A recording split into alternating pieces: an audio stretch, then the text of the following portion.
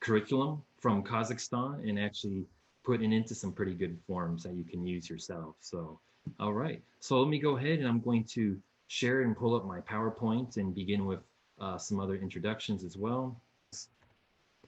Just a little bit about me here. Let me go ahead and actually move this out of the way.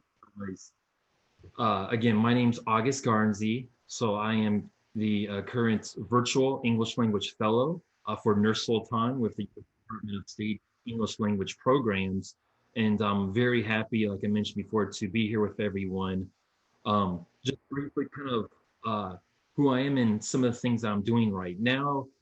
Basically, right now, I am partnered with my host institution here locally in Nur Sultan Eurasian National University. I currently teach graduate and undergraduate courses in the Foreign Languages Theory and Practice Department, as well as I also work with teenage students through the English Access Micro Scholarship Program with the U.S. Department of State as well, in addition to providing some sessions here through American Corners. So this will all be done virtually, and I really look forward to the experience of being able to work with many individuals from Kazakhstan. Previously, I used to be an international English teacher at Nazarbayev Intellectual Schools in Kokshetau. I think maybe we have some of my former colleagues from Kokshetau with us. So hello to all of you. Other organizations and groups and individuals that I've worked with as well, from KazT to other associations such as the Tank, those that I've worked with before. So hello to all of you as well too. And also just another point about me is just this last year, I was a presenter at the 2019 International Conference in Atlanta. Okay. So here, just mentioned in my experience, I've been to Kazakhstan a few times now over the past couple of years, and every time it's always an adventure, and it's always a great experience. I've worked with so many wonderful individuals, from young learners to teenage learners to adults to teachers to teacher trainers of English language. I've come across many wonderful individuals, and including I've come across many great individuals that are not necessarily from Kazakhstan, as well as you can see in the bottom middle picture, meeting with Dr. David Hirsch previously in Nur Sultan at a workshop. So again, I've experienced a lot, and the experience I've gathered in Kazakhstan as well as internationally, I would like to share through all these different sessions that we're going to have here at American Corners. So just to let everybody know that coming up, actually technically this next week, it's going to be International Education Week. It's an initiative here by the U.S. Department of State and also the U.S. Department of Education, and basically just to celebrate international exchange opportunities and collaboration, such as myself and our session together. And right now, we are collaborating with everyone here in Kazakhstan, and this is just part of the experience of this exchange process. It can be virtually, it can be done face to face, but I definitely encourage all of you to look into, potential opportunities of exchange through U.S. Department of State programs or any other type of international exchange programs as well, whether it's in person or virtually. Okay. So, as Timur mentioned, we're going to be focusing on practical application of Google Forms in the Kazakhstan classroom. Okay, so in this session, we're going to be learning a few points. The main thing is I'm going to kind of skip some of the basics because I'm going to kind of assume that most everybody is already familiar with Google Forms. I also want everybody to be able to kind of identify different ways that they can use Google Forms in the classroom. Just make sure that collectively we discuss how can we apply these and what types of maybe different stages in the lesson, as well as how to integrate multimedia into your forms for authentic content, even potential scaffolding. And I also want us to be able to recognize different practical applications from Kazakhstan's curriculum to Google Forms, it's really important to make sure that, you see this in the local context, just how we can kind of connect the dots. And also I have a few kind of tips, some things maybe that, all English language teachers should know about, things that they can use to help avoid certain potential problems with Google Forms, and as well as one specific key add-on that will allow you to create automatic certificates. And that's gonna be pretty cool. So I can't wait to show you that one as well. So let's get into it. The very first thing that I want actually, now based on our numbers and time, I'm gonna modify this. So we're not gonna do this in groups, but if everybody actually can just place into the chat their answers. I have some questions on the screen. And let's say here, since we're kind of modifying this for just purpose, how about, what do you know about Google Forms, or what is your experience in using it? You can simply just put into the chat basically how you've used it, maybe in what kind of stages, what type of activities you've done with your learners through your experience. So how about we put that into the chat right now? Any kind of answers?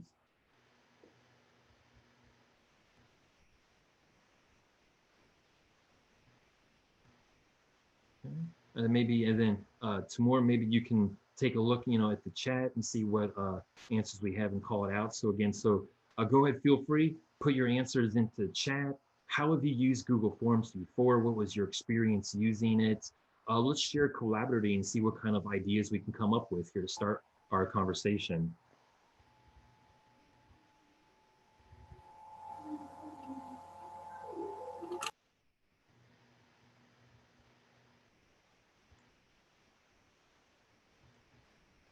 Okay, I'll pull up the chat and taking a look here at some things that we have.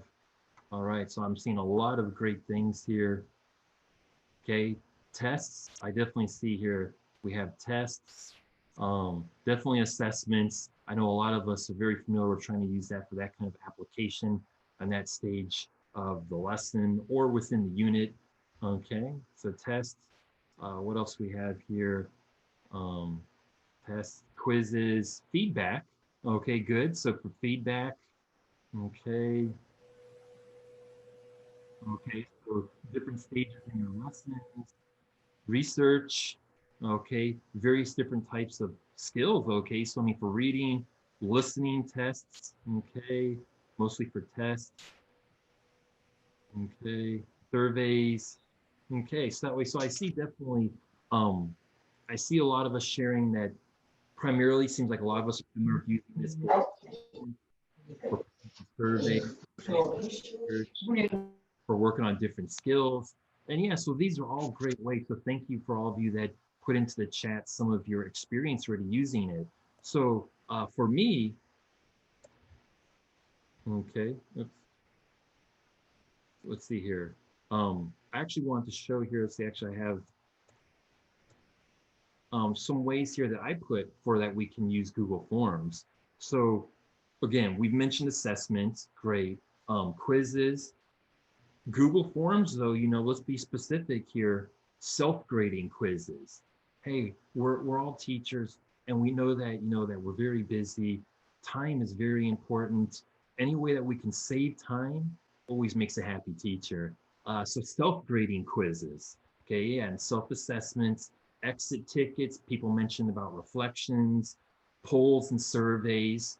Hey, what about for online lessons right now? In face-to-face learning, it was easy to take attendance. You just look, and in 5 seconds, you know who's in front of you. You know your students. How do you know about behind the cameras that are turned off, in our lessons? How do we know that students are present?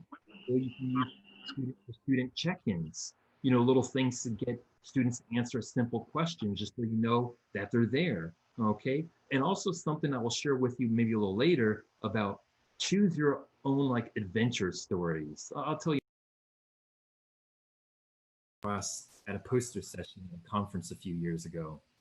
Okay, so let me back up a little bit here. I got a little bit out of order.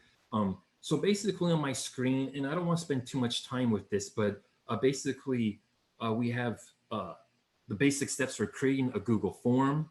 Okay, there's 4 simple steps, and I have some screenshots. Again, if you're not familiar, you go to apps, you can click on the more, okay, and here's the basic features.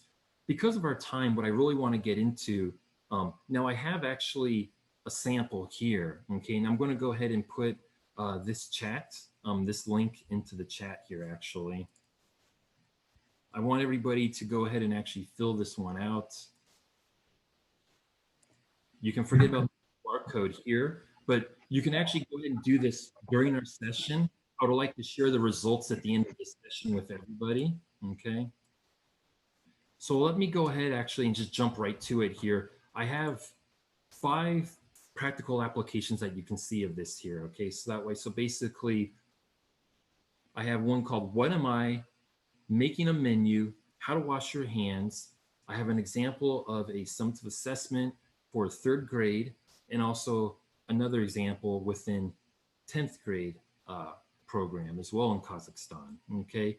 So again, so let me show you some of these here. And when I pull up my forms, I'll kind of show you a few features for those of you that may not be quite familiar with it. But let me just kind of go in order here. As you see, I'll start with the What Am I? And then I'll go up and pull each different form after that to show everybody, okay? Okay, so again, actually, let me just kind of go back here a moment. So this survey right here, who are we? Okay, so as you pull up this little survey, it's simply 3 simple questions. And I want to show everybody just, again, how you can kind of set up things and use Google Forms in different ways. Maybe not necessarily with your learners, but maybe collaborative with your colleagues, with other teachers, and how you can actually use some of the analytical tools within Google Forms to be able to use like different types of like graphic organizers to look at charts, pie charts, other things to show you kind of some information based on what you get from your Google Forms. Okay, so it's the purpose of this one. So please, everybody, go ahead, fill this one out during the session, and then at the end, quickly pull up the results and show everybody kind of what I mean by this. Okay, so let's go back to these forms. Okay, so the very first one, what am I? Okay.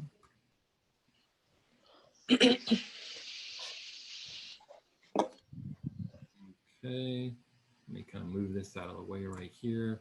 All right, so that way, so what am I? So here's the very first one that I wanted to bring up. This is kind of a more simpler or basic practical application of using Google Forms in your classroom. Okay, so the what am I quiz, you can kind of look at it here. It's a list of definitions for words that begin with the letter H, and you can see how many that you can guess. Okay, so now simply and typically now always, have them put the learners put their names. I mean, if it depends, if you're not very familiar or you don't have a lot of experience using Google Forms, typically you should definitely include how should I say, you should definitely include maybe their email address in addition to their first. August, sorry. Sorry for interrupting you. People asking about the link. Oh, is it not working? Let me check here. I put the link into the chat. Let me one more time, please. Yeah, let me do that again. Let me put it into the chat here. Yeah, it can get buried kind of faster into the chat. So okay. Here's one more time, everybody. So here's the link.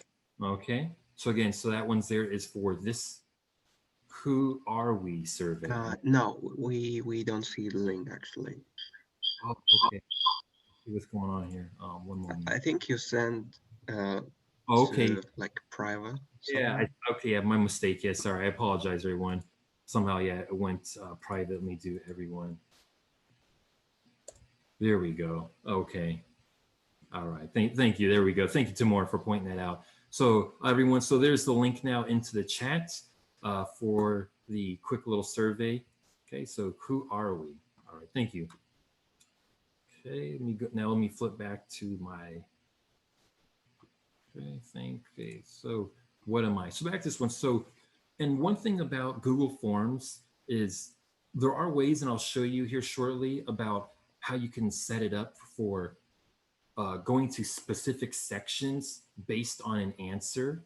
So again, so typically maybe you have multiple groups, And then that ways you can set up whether, they're group A, B, C, and you can actually have students go to specific groups. It's a great way for scaffolding. And I'll show you that in a little bit here.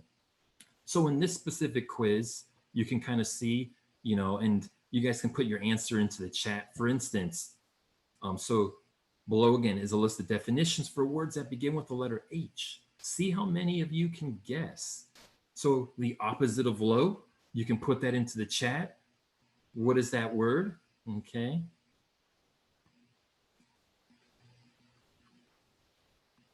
Okay, and I'm sure probably maybe some of you will get it. Okay. If you put here, so what's the opposite of low? You can put your answer into the chat. Okay. Balls of ice that fall from the sky. Again, these are all things that start with the letter H. The study of past events. Okay, what is that? The opposite of sad. The opposite of not whole. Okay, so again, so back up. So opposite of low is high. Balls of ice that fall from the sky. The answer would be hail.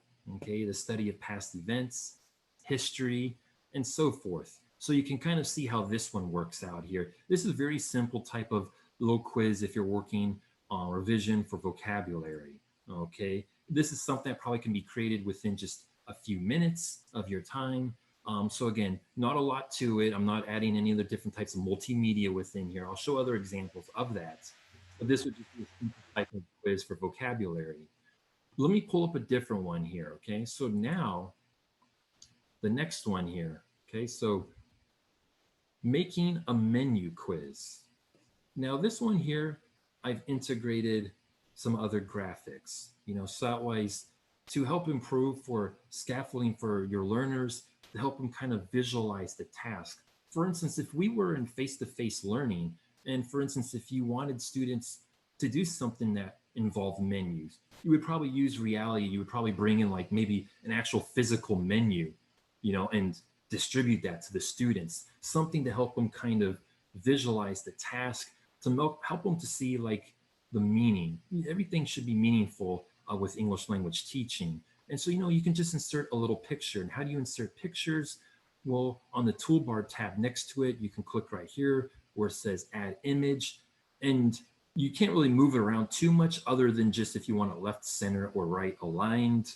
But again, you can change the sizing a little bit, make it bigger, smaller. Many of your learners probably may be using mobile devices with small screens. Keep that in mind. If you are integrating any kind of graphics or multimedia, you want to, Excuse me, yeah. sir. The slides doesn't move, or Okay. just people don't understand what's happening. Oh, okay. So let me hold on a second here. Let me go back here to share. Let's see here. I'm sorry. Okay, here we go. Can you see the making a menu quiz?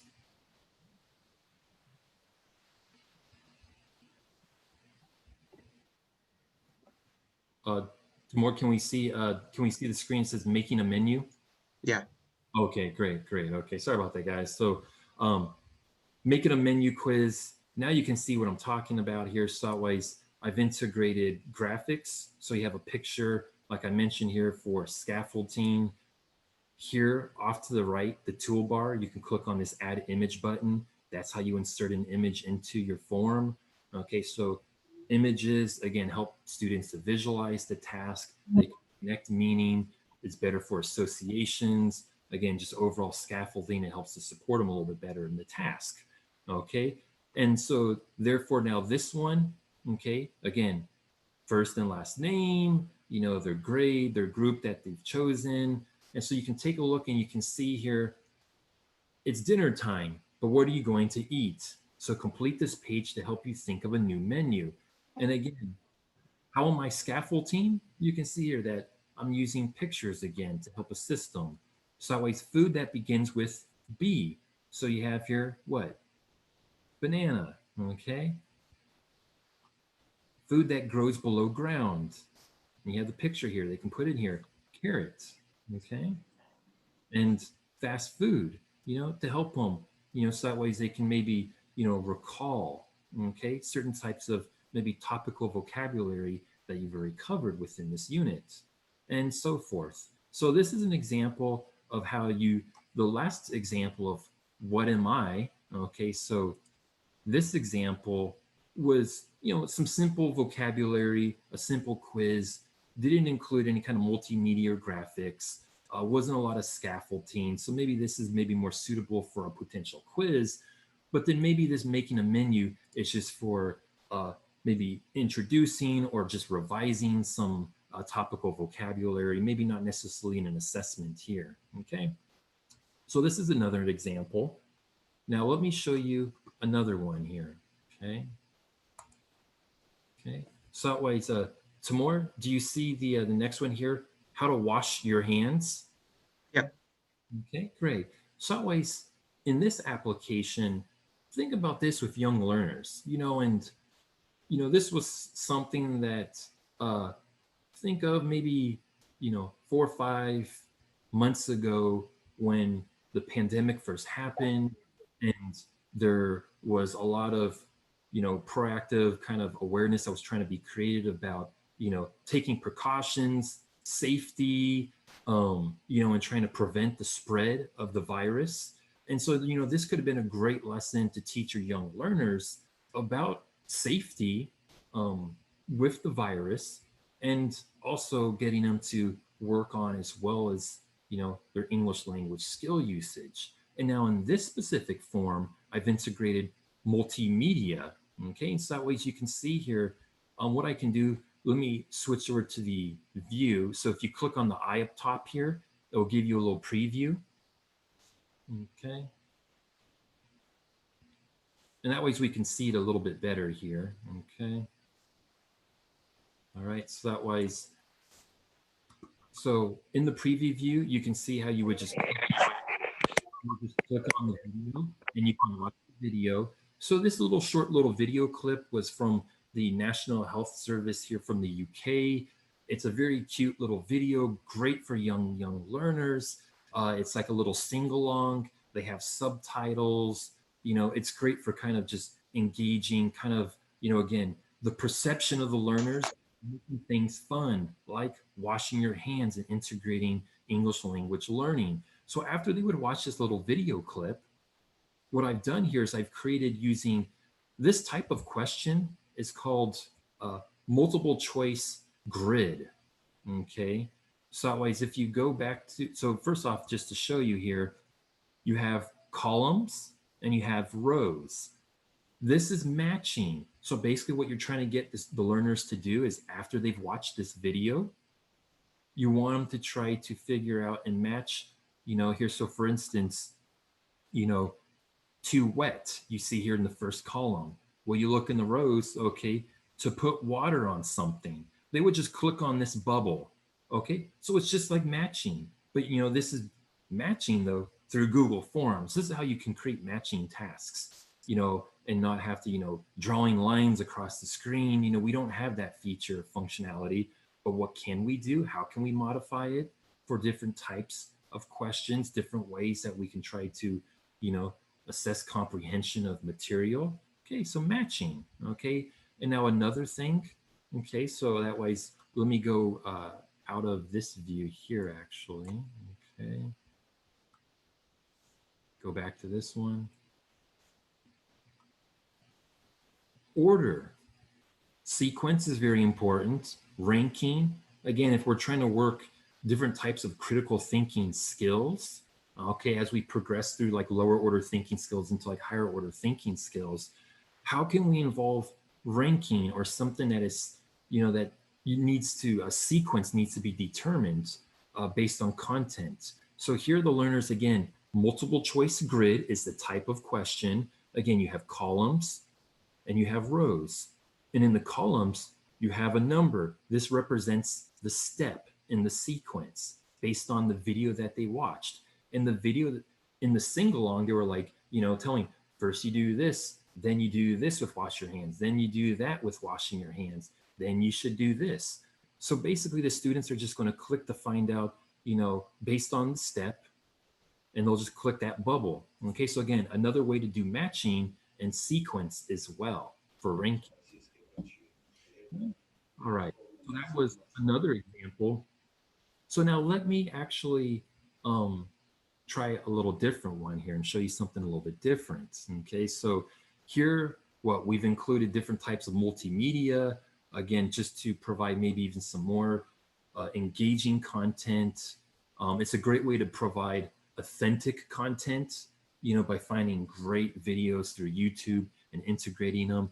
And also, let me just back up. I forgot to mention here. So when you click on the question and you have your toolbar, this button right here on the toolbar is the add video. That's how you can add a video. So if you want to insert video, you would just click here into the question, or anywhere you wanted to add the video, you would just click, and then you would just click this and it'll pull up a dialog box, and you just search through Google, and you can search through YouTube and insert a link, insert a video. Or if you have one already uploaded and saved to your computer, you can just go and take something off of your hard drive as well. But that's how you would insert the video. Okay. So let's take a look here at the next one I have. So now, how about something actually a little bit more specific, something real that I've taken from my time, things from Kazakhstan. Okay.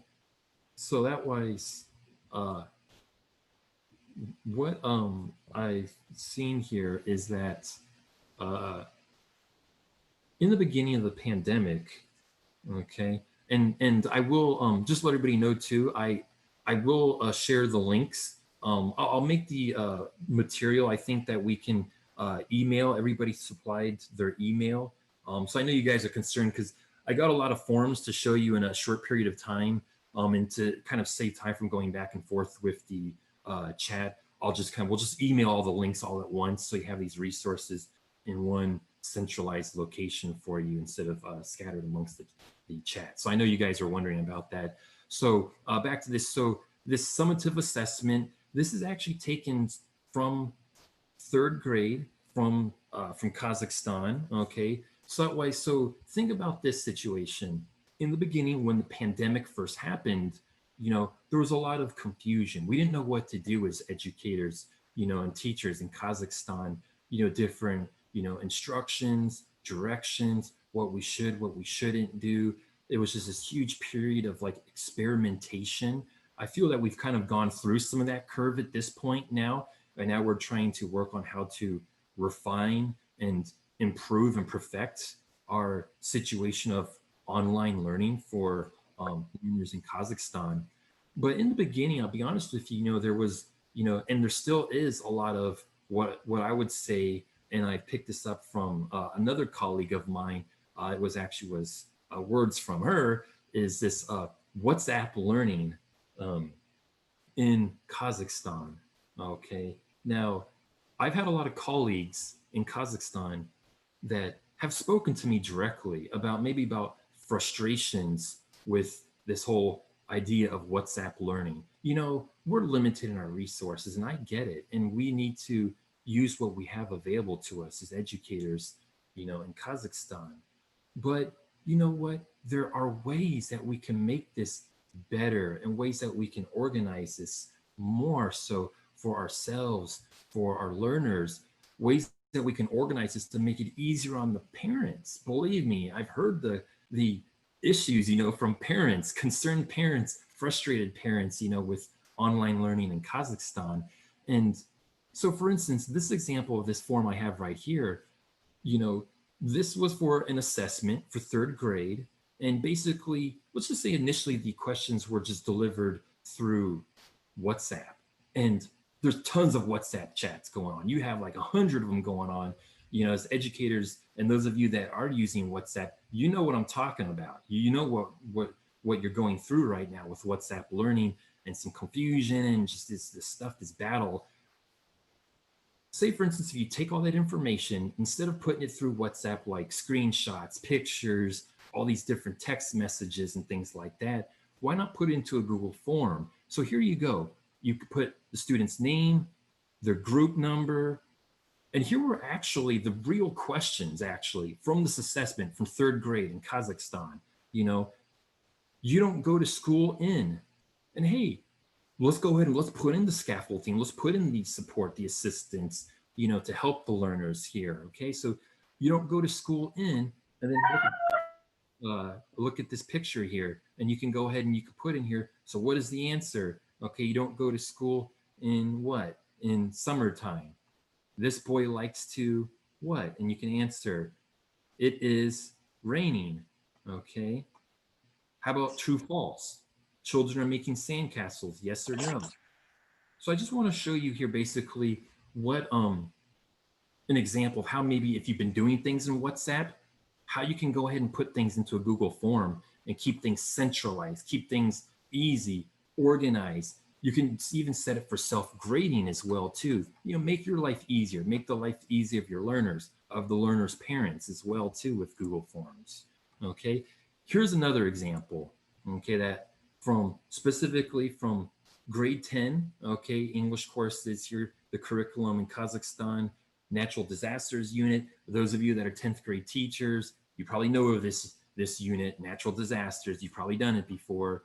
So here's a good example. Let me go ahead and preview it here. Okay, so you can kind of see it a little bit easier. All right, so you can make it look nice. You don't have to. It depends on your time. Okay, now collect an email address, first and last name, your group, inserting types of multimedia to help provide maybe content. This is where they can get their input from. Okay, so you would just watch this little video, and it basically just goes over different types of natural disasters. And then you would just choose, you would see the pictures, and then you would choose the correct answer. And this is all goes along with the video that they just watched. Okay. Okay, so if you want to work on vocabulary, maybe you're trying to introduce vocabulary, topical vocabulary, you're trying to revise it. There's other things too. What about language usage, like language chunks? Here's another video that gives more descriptions of it for natural disasters. And so you can include language. An overflow of water onto dry land. What is that? It's a flood. Okay. And so therefore, and then again, matching, like I taught you before, multiple choice grid. Okay. And you can do different columns and rows to make matching. Okay. So here is an example of just another example for those that are in 10th grade. You're like, wow, this is great. I want to use this in my 10th grade, lesson. Okay. Or, you can figure out how you can introduce your topic, whatever it is, and you can put it into your, again, I'll make all these links available. We'll get these links emailed to all the participants. And then that way you'll have these, you can use these things and build your own models from them. Okay. So those were some of the previews that I wanted to show you a little bit. Let me actually go back. I think I need to stop sharing. Let me go back and reshare here again for a moment. Okay.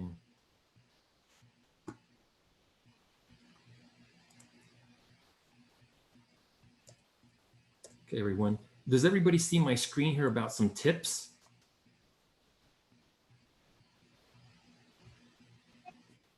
Okay, Timur, is this showing up tips for EL teachers? Yep. Okay, great. Okay, so that was here. So I've shown you a few different types of practical application. Okay, and it's endless, the practical application of things from content curriculum in Kazakhstan. But as English language teachers, there's a few specific things that I want you guys to know that can help avoid maybe potential issues or problems, or just make your job easier with Google Forms. One is going to be go to next section based on an answer. Okay, that's great for scaffolding, or for, I would say scaffolding, but it's great for differentiated learning. Okay, so the first one's great for differentiated learning. Quiz defaults, how to do confirmations, importing quiz questions, okay, and then also add-ons. Specifically, there's one specific add-on that I want to tell you about, okay? So let me actually go to those actually here for just a moment and show you that. Okay.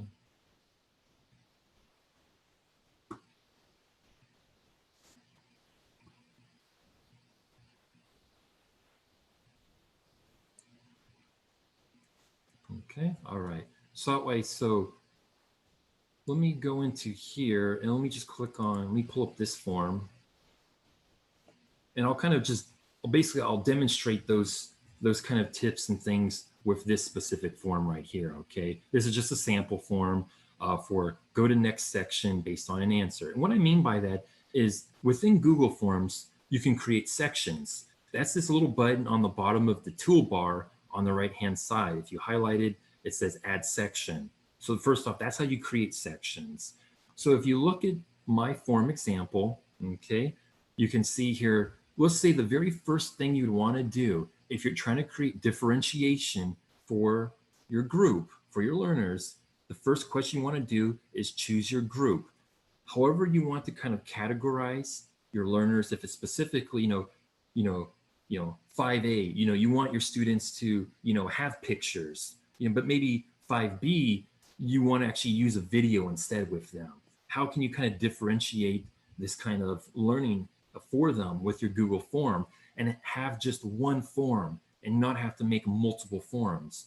So that way, you start with this question first here. And within this question, what you want to do is you want to actually go ahead and, let's see here, I would say,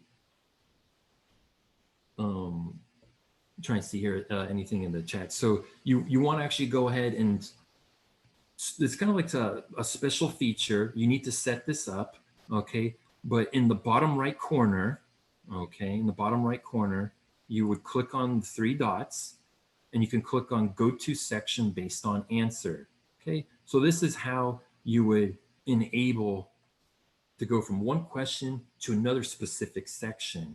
Now, how do you kind of provide like the rules, like how to tell Google Forms where you should send the learners? So for each answer that you put, so the answer was 5A, 5B, 5C for your groups. In the answer over here, you can just click on the drop down and they'll tell you specifically right here. What maybe you want to do first to kind of help you out before that is maybe go ahead and create the section. So again, you just click the section button and it'll make a new section titled 5A. Here's the question, okay? Go to, here's the next section, 5B, here's the question, okay? 5C, here's the next question, okay? So, you have your three different sections for your three different groups that maybe you want to differentiate maybe the instructions or maybe, using multimedia versus with others not. And then you would just select, okay, go to section 2, 5A. Okay, go to section 2, 5A. Okay, go to section 3, 5B.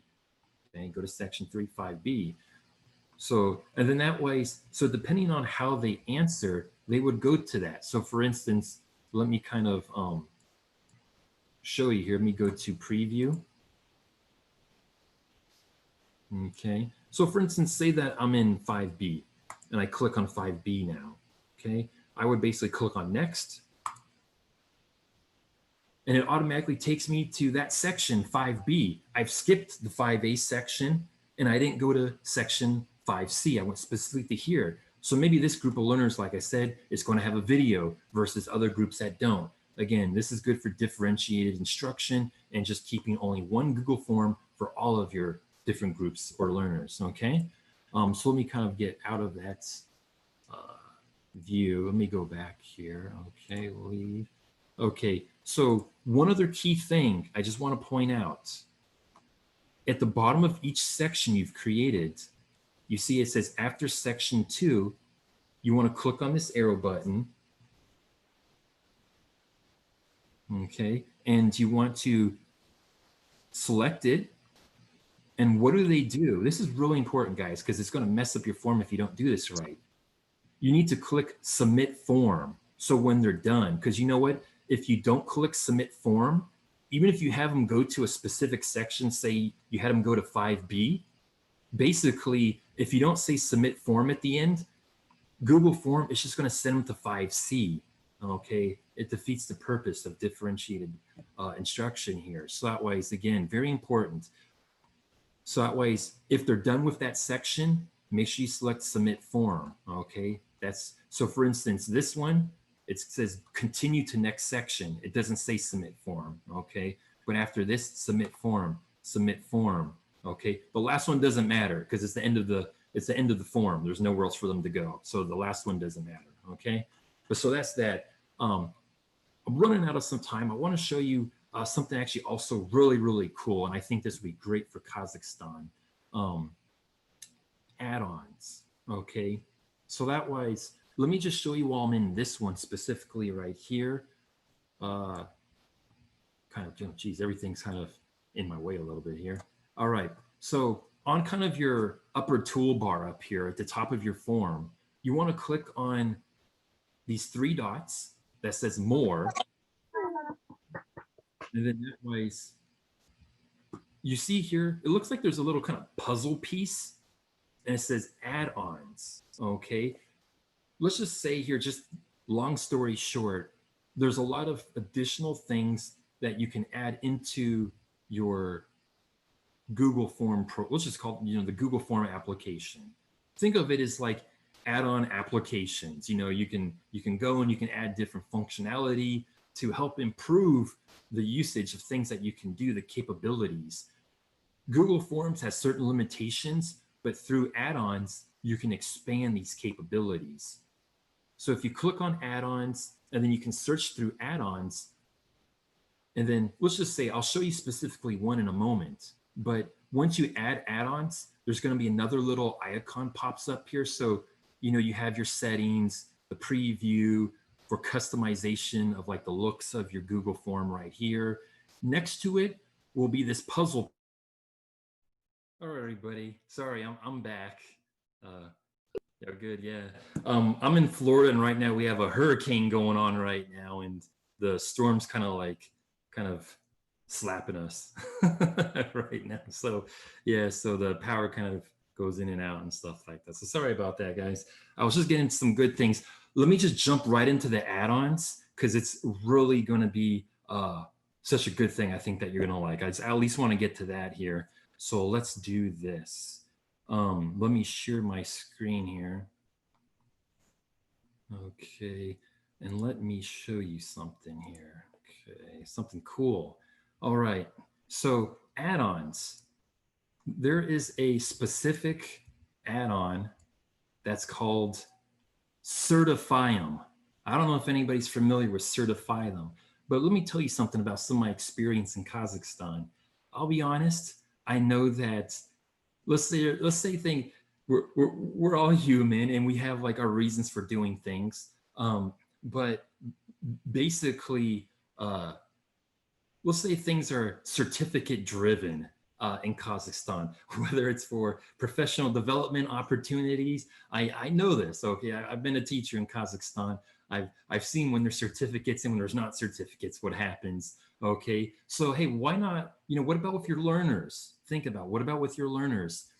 With this great add-on called Certify them, okay, you can have automatically a certificate upon completion. So say you've created a little quiz, using Google Forms for your learners. And as soon as they're done and they submit their form based on certain criteria, and you can see here on my screen, Timur, can you see my screen here showing the add-ons, the Certify them? Using add-ons, create an automatic certificate, right? Yeah, correct. Yeah. So everybody can see here, basically, when you click on this add-on, there's going to be like a little control box that pops up off to the side. This is where you can set kind of like the parameters for things, So say, for instance, you had 10 questions, and for a certificate to be issued to a learner, say they had to get at least half of them right, 50%. You would just put 50% here in passing. You would select the specific certificate template that you want to have emailed out to them. And basically, when they submit their form, as long as they've gotten at least half of them, automatically they will be sent a certificate. I mean, isn't that awesome? So again, how can you make things easier? Again, learning sometimes is just about perception when it comes to things with young learners, and honestly, sending them a certificate telling them, good job, or, they got their 5, if you want to congratulate them on getting a 5, on their task, on their assessment, why not use this free add-on to automatically provide them a certificate? Okay, so really, this is really such a great thing.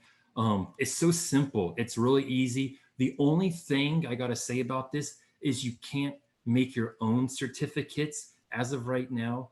you only can use their templates.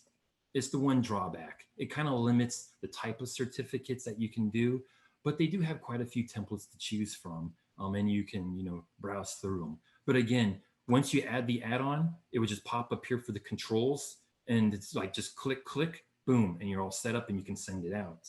Okay. We're basically almost out of time here. I do got a couple things. I wish I could show you quickly the results of that one thing. I'll try to here. I have also an exit ticket, just a little survey that I would like everybody to complete here based on some stuff that they got from this specific session to help me kind of going forward in developing other kind of material like this as well. Let me copy and make sure I do the link right in the chat this time. Okay, so make sure I send it to everybody. Okay, yes, this to everybody here. So I'm putting in a new link right now to access this 321 exit ticket. Okay, so this link now I just put into the chat to everyone is for the exit tickets. Okay, and so that wise, again, you can access, provide a little bit of some feedback. Okay. Also, because we're short on time and we had some interruption, I couldn't quite kind of wrap things up how I wanted to. I do want to make sure that everybody can get my email here. You can feel free to email me at august.garnsey@gmail.com. So feel free. I'm sure you got other questions that you weren't able to get answered right now during this session. I'll be glad to help assist you in any way possible, guiding you in regards to Google Forms. Let me actually just quickly pull up just for a moment. We have like a minute left, I think, tomorrow. Yes, let me just bear with me here. Let me do this here quick, fast. Let me just do, okay, this, okay, share, okay. Okay, who are we?